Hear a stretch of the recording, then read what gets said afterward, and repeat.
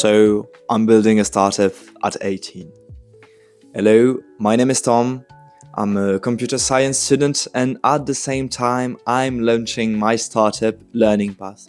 It's basically a startup that helps you to learn online more efficiently. When I was starting out, I didn't know that much people that were doing entrepreneurship, and I didn't have any contacts. So I'm doing this video because I want to help as many people as possible, and if I can encourage you to create your own startup, then I would be more than happy. This video is basically about how do you go from an idea. Firstly, how do you find an idea for a startup, and then how do you launch it. So to do that, there is 3 main steps. The first step is to find the idea. Basically, you are going to ask to people around you, so it can be a family, it can be friends. You ask to those people, what are they struggling with?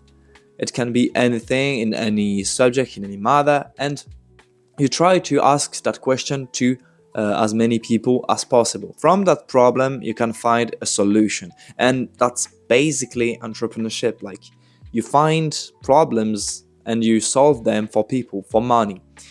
It can be anything. I'll give you an example for my startup. So basically, what I was struggling with and what most of my friends were struggling with when learning online was the information overload. So basically, you were going on YouTube to learn new stuff, you were really motivated, but once you were there, you didn't know where to begin, what to watch, how to apply what you just learned. So from that problem of learning online and struggling to learn online, I created a solution that helps people to organize their learning, so through a structure, a roadmap, and help them to find the best content for them, and as well to apply the knowledge they have gained.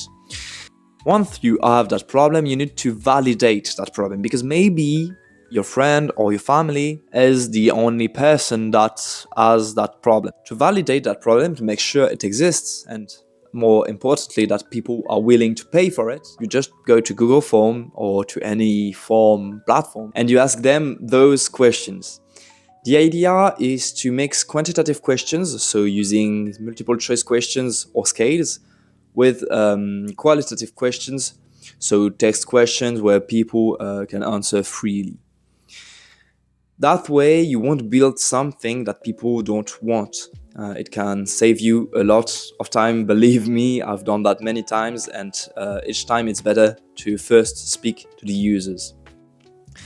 Once you have the results of those forms, the idea is to analyze them, check for patterns, for feedback, and to start building upon that feedback. And the most important part is also to stay in touch with the people you interviewed, because maybe they will use your product and it'll be your first customers. So now you must build what you just imagined. Today, I think there is no excuses to begin, because if you are doing online services, you just have AI with tools such as Cursor, Lovable, Copilot. You can basically create an online service without knowing that much about computer science. If it's a product, a physical product, then you can just talk to freelancers, you go on Fiverr, Upwork, that kind of platforms. The goal here is to make a version that you can sell, and I insist on this point. You do not need to make the best version of your product. Just make something that people are willing to pay for. What is the main feature, the main thing that your product does that resolve a problem? And if you are able to sell that, then you can add more features. So now you need to sell your product to people. If you are selling to businesses, you can call them, you can email them, find them on LinkedIn. But that's not my part. That's not the part where I'm the best. Where I'm the best is in B2C, in business to consumer, so regular people, yeah, like you and me. You have 2 ways, if you don't have that much money, to reach to those people. The first way is to create organic content.